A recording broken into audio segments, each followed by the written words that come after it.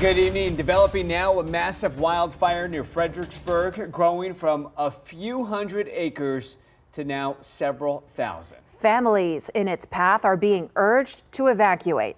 We have a team there live with the latest. Yeah, that massive wildfire has been spreading all afternoon and evening. The high winds, a huge problem for firefighters just trying to contain the flames. KENS 5 reporter Megan Reyna has been in Gillespie County near Fredericksburg most of the afternoon and evening. She is live right now where fire crews are still working to contain everything. Megan, what are you seeing right now?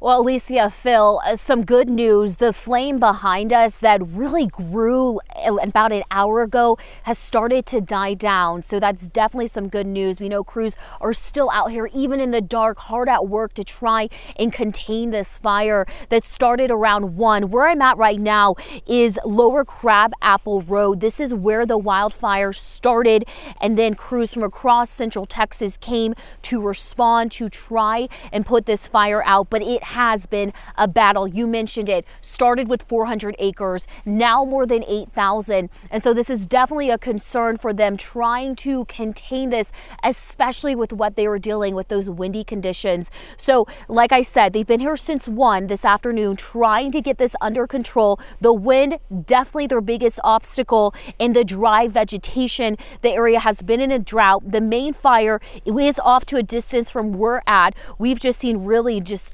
burnt up vegetation around us. Crews were on the ground though, fighting with flames, using heavy machinery to clear vegetation.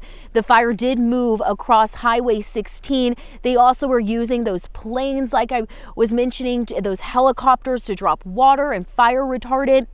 Now, this has prompted officials to evacuate people living in the area. It's not a highly populated area, but there are still homes, ranches, livestock. We spoke with one family who is grateful firefighters saved their home. These firefighters and our community are so magnificent. No structure that I know so far has been lost. All of our neighbors are intact. All, I think, livestock that I know of is intact. And they are so dedicated.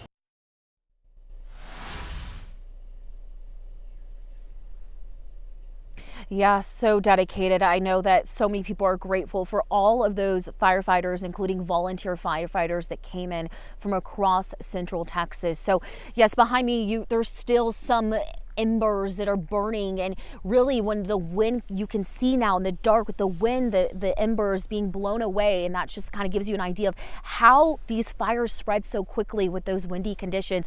The wind has died down a little bit. It goes in waves. I know it's supposed to die down tonight, and it has done just a little bit. Some good news, we have not heard of any injuries in the families that had to be evacuated. There is a shelter in Fredericksburg for them, but certainly this is a developing situation, and we're just hoping that firefighters can get this contained as soon as possible. Reporting live from Gillespie County, Megan Reyna, KENS 5.